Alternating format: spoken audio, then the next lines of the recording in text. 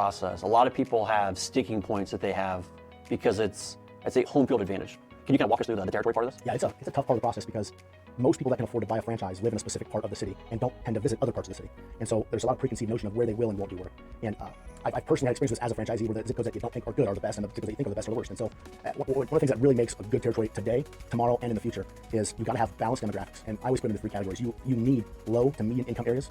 Those are going to be areas with smaller lots, older homes. There's great commercial opportunities. There's a lot of rehabilitation. And you also have people that have lived in those homes for 20, 30, 40 years that probably don't have a mortgage. And so there's a lot of value there.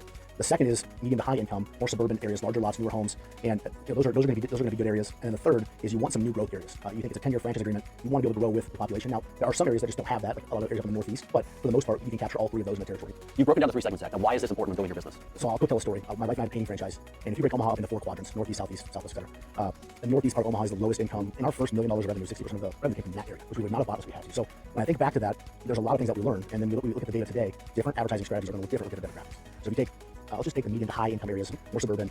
The more traditional forms of offers, discounts don't work for them. They want to see proof that you've done work, that you've got reviews, that they want a referral. They're going to typically larger jobs, and they're going to be a little more cynical. They're harder to break into. The low to medium income areas, you can really leverage offers with discounts. Evergo direct mail pieces work typically pretty well. Angie's List works better in those zip codes. And so you can target those areas, and they're easier to break into.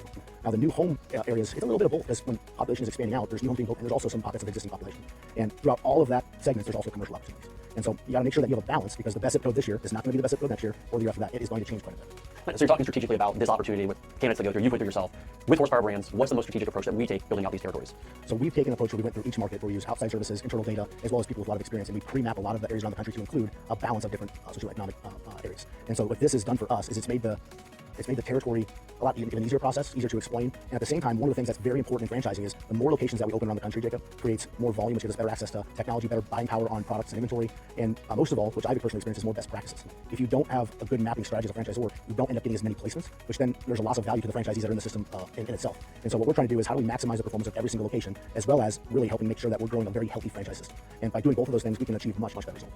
And from a result standpoint, obviously that's the end process that everybody's looking for to be successful as a candidate going through the discovery process. What are best tips or big hangups that a candidate could potentially face that they can talk with the director about? I'm sure you've had it too, but people sometimes they want way too much territory or not enough territory. And so there's a lot of stuff that happens where, and I've even told candidates, is that you can buy more and more dirt in home service, but you're probably not going to get a return on that investment for 5 or maybe 7 years. So if you're spending an extra $70,000 or $90,000 on territory that is probably not going to get developed and not going to get a return on investment, you could also invest that same amount of capital into the existing smaller location with more equipment and people and make more money. And so we are very cautious at Horsepower about taking people's money without being very transparent. So if someone is overbuying, which we don't even award more than 5 territories to an individual unless it's under extreme circumstances, regardless of capital experience, because those 5 territories just don't get developed. And so there's something to be said about smaller density and growing a more successful business with a better foundation. But we're really trying to be strategic about what's the right number of territories for you, and trying to do a lot of education around what is a return on investment going to be like with lesser and more territories.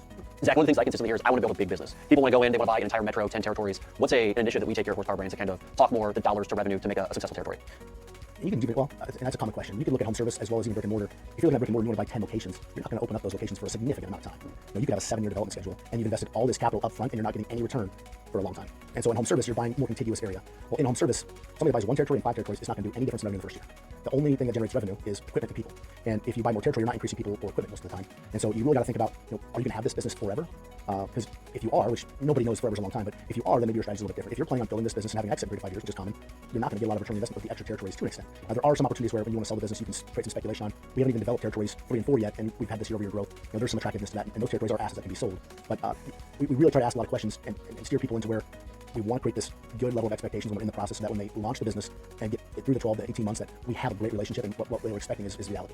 And if we oversell someone territory that everybody's developed, you're thinking about all this money that you could have reinvested in the business and how much better you could be doing. And so we really try to do a lot of education on that. With education, I would say the second most common question that we probably get on these calls is, I want to buy 1 territory today, and I want to scale into it in the future. What's that look like from a territory perspective, a growth perspective, and along the same lines with revenue and expectations? I think there's people who have that strategy, and I think they're expecting a first-shot refusal, which we can't give. With how our lead sources work and how we do our brands, that's just not possible to do.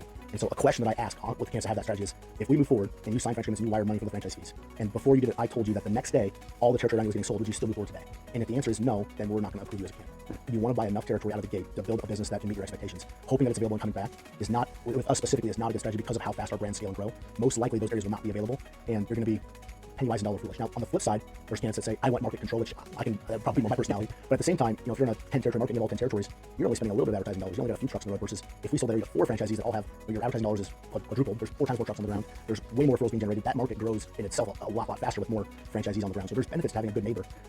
But again, we're trying to really balance what what do you need to build a great business and what is success, and we're really trying to make sure we can set up everyone to meet their expectations and have a profitable, well-run business.